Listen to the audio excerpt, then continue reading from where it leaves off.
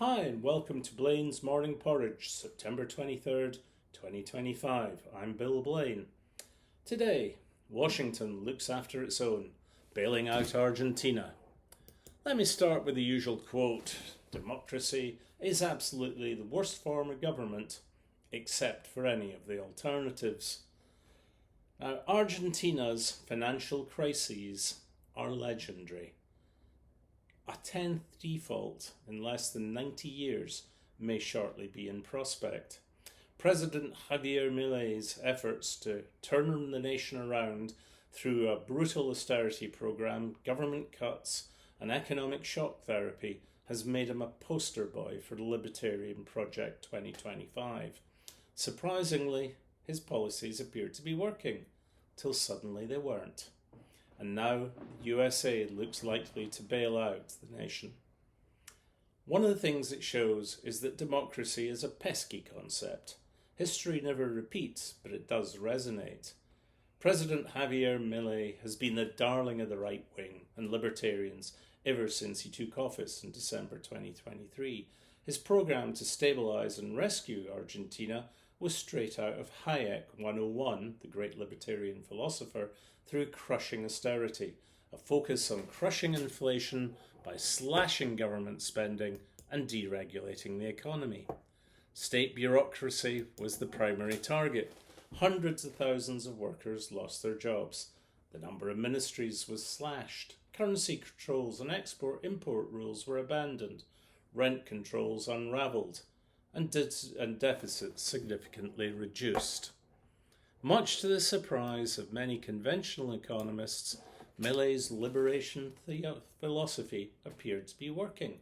It was tough economic medicine, but inflation fell and the nation seemed back on course for growth.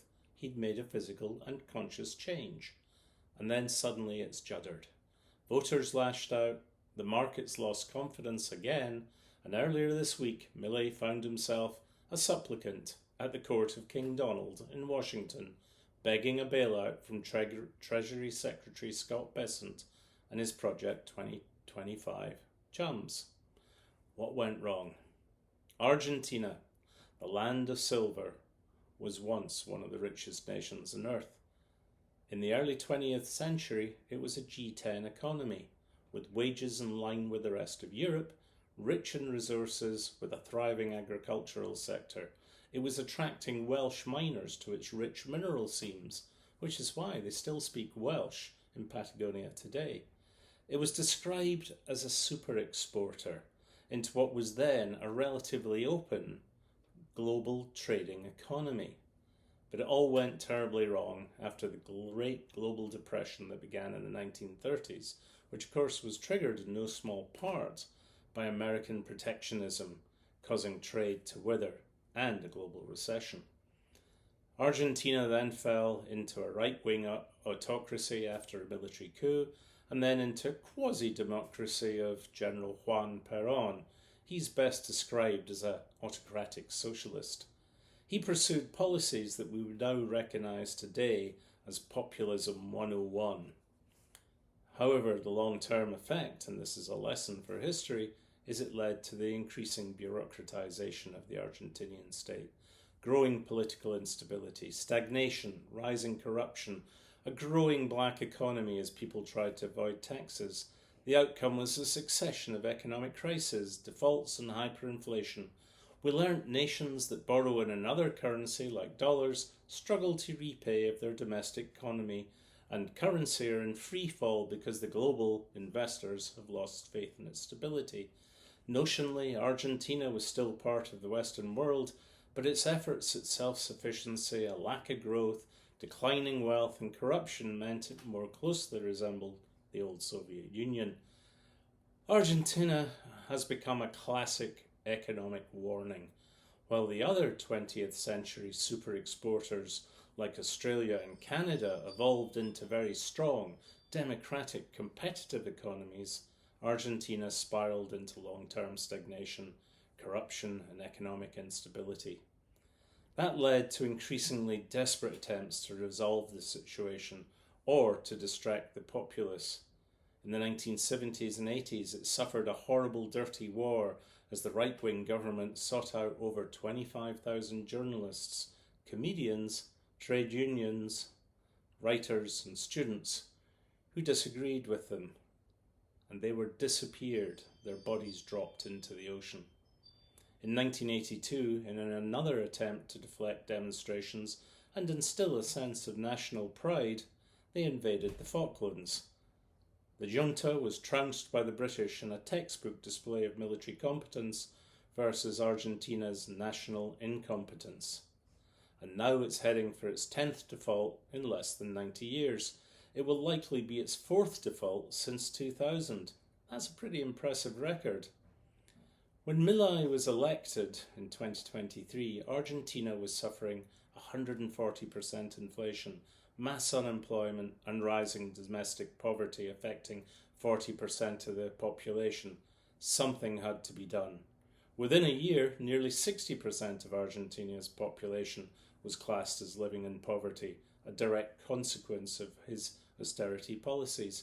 He promised harsh medicine and he delivered it in spadefuls. But his policies appeared to be working. Inflation fell to 2.4%. There were signs of economic growth. Now, he was then hailed as the poster boy of the libertarian right and was a guest of honour at Donald Trump's inauguration. He was the guy that handed Elon Musk the chainsaw that he waved with such abandon on stage at the start of DOGE, the short-lived Department of Government Efficiency in the USA. Milei tried to change the mindset of Argentina. He was trying to unravel the dead hand of government from the economy, forcing the electorate to take responsibility and creating conditions of economic stability, a stable currency and a stable price. That would have allowed the economy to plant new foundations. That was his plan. And then it hit the immovable force of electorate-driven politics. The trigger for the sudden reversal in Milei's new vision for Argentina was local elections in Buenos Aires province. That's the heartland of the still strong Peronist movement. They turned decisively against him, immediately destabilising local bond and stock markets.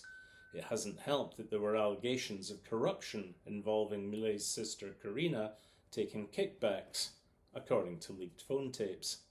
But the thing is, he still commands substantial electoral support. Unfortunately, he's likely to be beaten in the October midterms, which will further destabilise the outlook. Global investors have seen it all before. Here we go again. Argentinian bonds have gone into freefall as the market political calculus predicts an increasingly beleaguered Milei will seek popularity by easing up on austerity, putting the effort on inflation and peso stability under threat again. Yesterday, though, Argentinian bonds rallied on the back of the expectation of a US bailout. Milei has been meeting the US officials and President Trump. Treasury Secretary Scott Bessent says all options are on the table.